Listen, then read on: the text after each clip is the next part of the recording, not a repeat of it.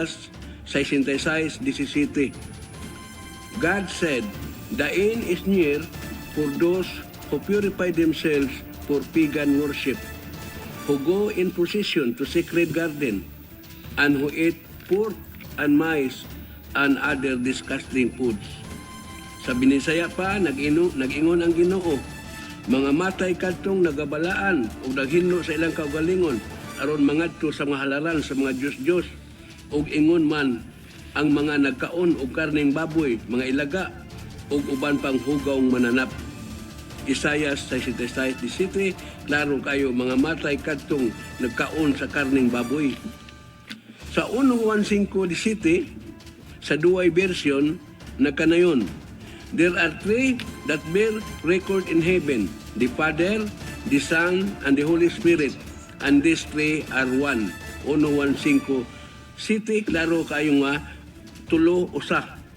Sa Juan 10:30, sa maayong balita, Biblia na kanon, "The Father and I are one." Ako ug ang akong amahan usara. Sa tod pa, duha usa. Akong pangutana ani, hay may tinuod na siya. Kining duha usa o kining tulo usa? Paliw ko nung patinaw ni Bladso. Salamat kay Brad Rudy Recasa sa imong mayong pangutana.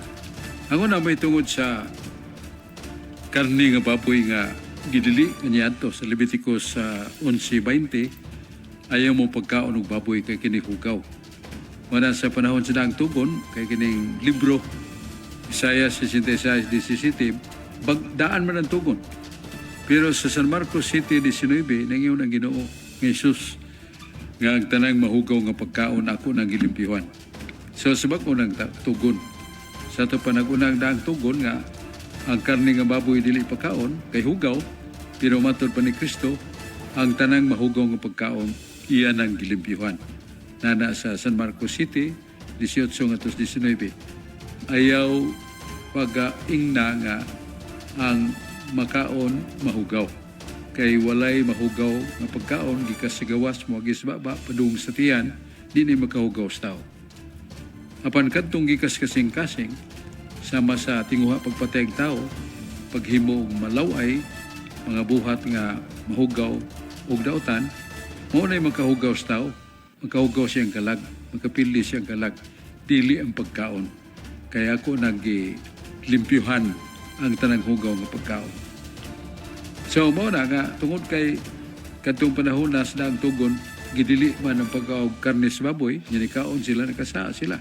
Pero sa bagong tugon wala na. Dili na sa pagkaon, sa bisan unsa kay gilimpyuhan na sa Ginoo. Na sa Paris ana na sa 1 Corinto 10:25, nga kung magpanaw ka gigutom ka sulod sa tianggihan og pangita og balay kananan o dapit tindahan nga kananan. Ug kaon sa tanan nga gibaligya nga kananan pagkaon og ayaw pag hunahuna, ayaw pag samukay imong kagalingon. Kay kanang imong ikaon iya na sa Dios og humanalimpiyoy sa Dios ang tanang hugaw nga makaon. Iya may tungod sa imong gibasa, Brad Rudy, 1 Juan 5:7, nga dunay tulong nagpamatuod sa langit, ang Amahan, ang Anak, ang Pulong, ug ang Espiritu Santo, kining tulo usara. So, ang Amahan mo ang unang divina persona, ang Anak ikaduhang divina persona, ikatuong Espiritu Santo divina persona, divine persons. Unya, nganong ningon mas Kristo lagi nga San Juan 10:30, ako ug ang akong Amahan usara. Kay si Kristo Dios man. Ato man ang mabasa sa Biblia sa Tito 2:13, nagapaabot kita sa bulahan nga paglaom, pagpadayag sa atong dakong Dios ug mangluluwas nga mao si Kristo. Si Kristo dakong Dios ug mangluluwas nga mao si Kristo. So, ang Amahan Dios, ang Anak Dios, ang Espiritu Santo Dios, usara sila sa pagka-Dios.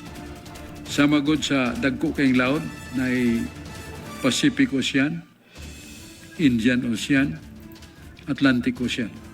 Dagko kay na mga laod mo naging ocean, pero dagat na, usara na kadagat, parihara nagata parat, pero tulo ka na kalalayang boundary sa ilang pagka-laod silang pagka ocean doon ay boundary. Pero usara ka dagat. Di ta kaingon nga ang dagat sa Atlantic, ni dagat sa Pacific, magkanalain-lain. Mora gyud parehara dagat. Usara ka dagat. Mao sa ng Dios doon ito ka persona, ang Amahan, ang Anak ng Espiritu Santo, usara ni ka Dios. Lamang nga si Kristo nidugang og kinayas pagkatao. Nga siya Dios ug tao nga matuo. Na Santiago 2:18-19, nagatuo kang usa ka Dios, usara ka Dios. Husto ng imong pagtuo, usara ang Dios. Pero doon ito ka persona nga nalangkob diya ang usa ka kinaiya nga mao pagka-Dios.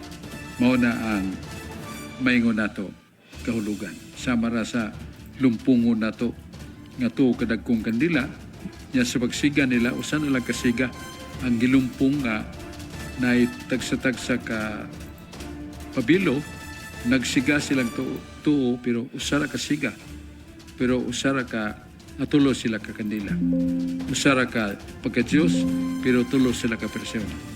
Muna nga itong paambit tubag sa may pangutana ni Brad. Yes, balik ta sa atong kauban niya si Brad John Purka.